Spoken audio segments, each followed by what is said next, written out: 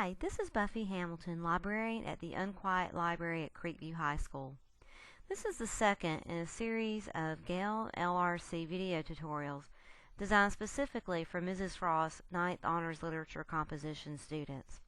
Let's take a look at how to cite the reference article, John Steinbeck, from the 20th Century American Western Writers reference source.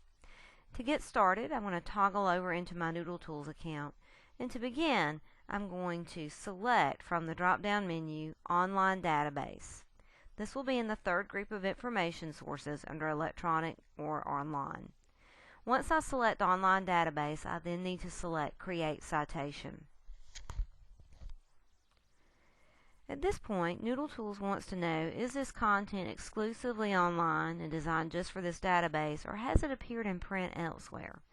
With these reference sources that give us a previous print publication information, we can safely answer the question by selecting Yes. If your screen fogs out or crunches the text at any time, you can hit Control plus or Control minus to refresh without losing your data within NoodleTools. I'm now going to select Reference Source, and then I'm going to select Next. Once the screen moves to the next series of questions to answer about that reference source, you can continue moving forward. For our reference articles, we are going to leave them at the default choices for the first two questions. Encyclopedia is the type of reference source, and the article we are citing is indeed a specific entry. The third question is important. Is the online material duplicated from a printed work? In this case, we are simply going to say yes because we do have original print publication information. And then I'm going to press Next. I'm now ready to begin answering the basic information questions about this reference article. Once your screen fully loads, and it may take just a moment to load all the data fields, you can now begin filling in the ones that apply to your article. Under basic information, the first question we need to answer is who, if one is identified, is the author of this article. Gale helps us out by giving us visual cues to identify this bibliographic publication information. Look for the text that says author. If that is identified, then you'll look for the name to the right. And in this case, our author is going to be Kevin Hearle. You can copy and paste this information, or you can simply type it in if you find that easier. Be sure to fill in all the appropriate fields for names. Once you have typed in the name correctly or copied and pasted it in, press the Add button to make your changes stick. Now we're ready to identify the title of the article or the entry. Again, Gale gives us some assistance by giving us the visual text cue that says Title. The title of this article is indeed called John Steinbeck, and again I can either copy and paste that or I can simply type it in. Now I'm ready to identify the title of the reference book or the ebook that this article comes from. In our case, the title of this reference book is 20th Century American Western Writers 2nd Series. We can simply get that by looking for the text cue that says Source, and then I can highlight that information. If you accidentally copy more text than you may need, as I have done, you can clean that up very easily by deleting information that you do not need.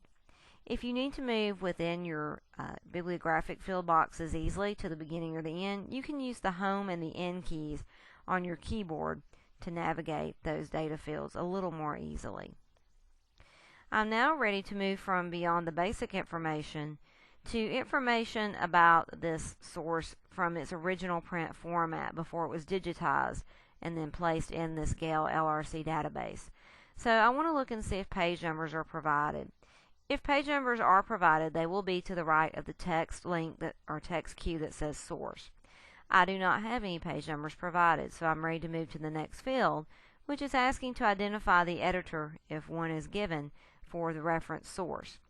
If an editor is present, it typically will follow the name of the reference book. You will see the abbreviation ED followed by a name. In this case, Richard H. Cracroft is our editor. And again, I can either type or I can use my copy and paste features to successfully move through these data fields. If the author has a middle initial, please do include the period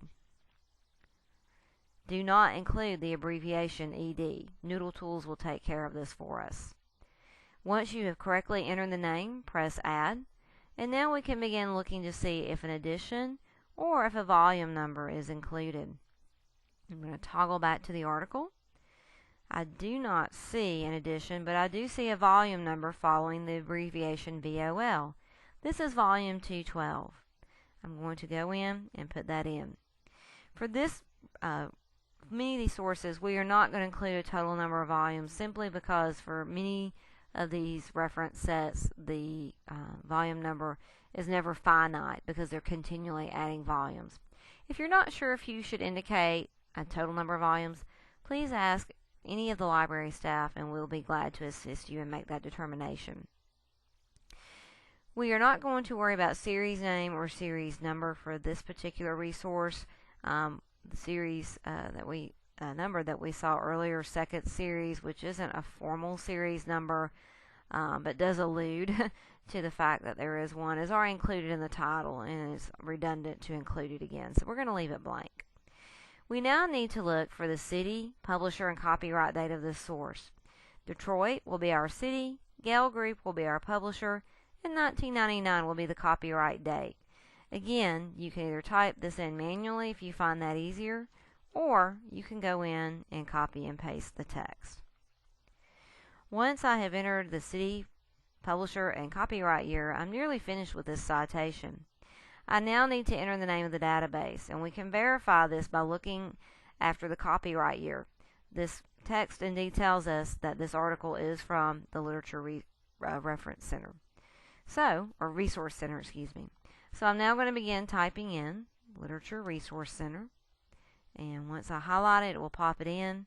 And now my last step is to get the URL of this article. You may already have this in your Google Documents and you may copy and paste it in. Or what you may find a little easier to do is to scroll all the way to the bottom of the article, look for that document URL that many of you grabbed originally to pop it into your Google Docs to keep up with your items of interest. And then we're going to clear the URL box, type in or paste in, that long URL, and we are now ready to generate the citation.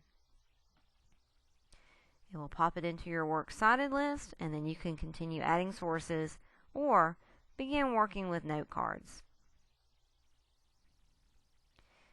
Alright, our citation is successful.